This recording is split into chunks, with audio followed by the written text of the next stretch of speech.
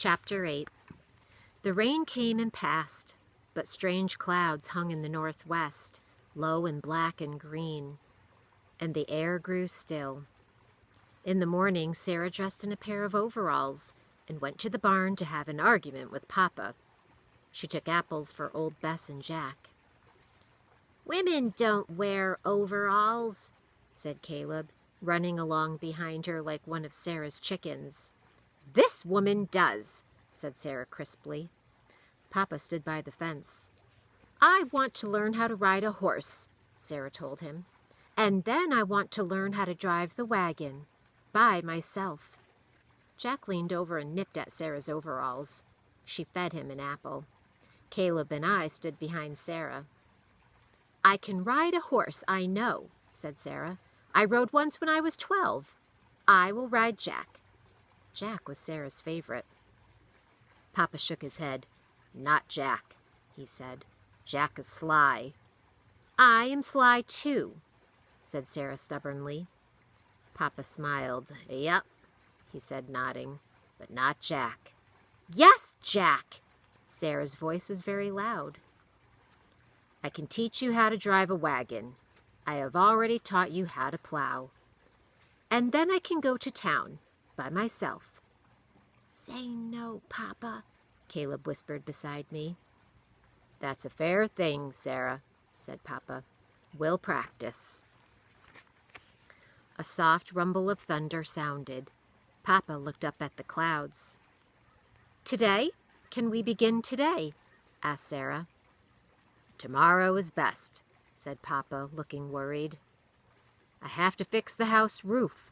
A portion of it is loose, and there's a storm coming." "We," said Sara. "What?" Papa turned. "We will fix the roof," said Sara. "I've done it before. I know about roofs. I am a good carpenter. Remember I told you?" There was thunder again, and Papa went to get the ladder. "Are you fast?" he asked Sara. "I am fast and I am good," said Sara, and they climbed the ladder to the roof, Sara with wisps of hair around her face, her mouth full of nails, overalls like Papa's. Overalls that were Papa's. Caleb and I went inside to close the windows. We could hear the steady sound of hammers pounding the roof overhead. "Why does she want to go to town by herself?" asked Caleb. "To leave us?" I shook my head, weary with Caleb's questions. Tears gathered at the corners of my eyes, but there was no time to cry, for suddenly Papa called out, "Caleb! Anna!" We ran outside and saw a huge cloud, horribly black, moving toward us over the north fields. Papa slid down the roof, helping Sara after him. "A squall!" he yelled to us. He held up his arms, and Sara jumped off the porch roof. "Get the horses inside," he ordered Caleb. "Get the sheep, Anna, and the cows. The barn is safest." The grasses flattened. There was a hiss of wind, a sudden pungent smell. Our faces looked yellow in the strange light. Caleb and I jumped over the fence and found the animals huddled by the barn. I counted the sheep to make sure they were all there and herded them into a large stall. A few raindrops came, gentle at first, then stronger and louder so that Caleb and I covered our ears and stared at each other without speaking. Caleb looked frightened, and I tried to smile at him. Sara carried a sack into the barn, her hair wet and streaming down her neck. Papa came behind, Lottie and Nick with him, their ears flat against their heads. "Wait!" cried Sara. "My chickens!" "No, Sara!" Papa called after her. But Sara had already run from the barn into a sheet of rain. My father followed her. The sheep nosed open their stall door and milled around the barn, bleating. Nick crept under my arm, and a lamb, Maddie with the black face, stood close to me, trembling. There was a soft paw on my lap, then a gray body. Seal. And then, as the thunder pounded and the wind rose, and there was the terrible crackling of lightning close by. Sara and Papa stood in the barn doorway, wet to the skin. Papa carried Sara's chickens. Sara came with an armful of summer roses. Sarah's chickens were not afraid, and they settled like small red bundles in the hay.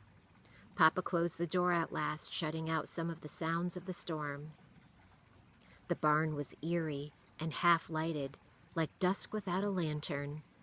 Papa spread blankets around our shoulders, and Sara unpacked a bag of cheese and bread and jam. At the very bottom of the bag were Sarah's shells. Caleb got up and went over to the small barn window. "What color is the sea when it storms?" he asked Sara. "Blue," said Sara, brushing her wet hair back with her fingers, "and gray and green." Caleb nodded and smiled. "Look," he said to her, "look what is missing from your drawing." Sara went to stand between Caleb and Papa by the window. She looked a long time without speaking. Finally, she touched Papa's shoulder. "We have squalls in Maine, too," she said, "just like this. It will be all right, Jacob." Papa said nothing, but he put his arm around her and leaned over to rest his chin in her hair. I closed my eyes, suddenly remembering Mama and Papa standing that way. Mama smaller than Sara, her hair fair against Papa's shoulder. When I opened my eyes again, it was Sara standing there. Caleb looked at me and smiled until he could smile no more. We slept in the hay all night, waking when the wind was wild, sleeping again when it was quiet. And at dawn there was the sudden sound of hail, like stones tossed against the barn. We stared out the window, watching the ice marbles bounce on the ground. And when it was over, we opened the barn door and walked out into the early morning light. The hail crunched and melted beneath our feet. It was white and gleaming for as far as we looked, like sun on glass, like the sea.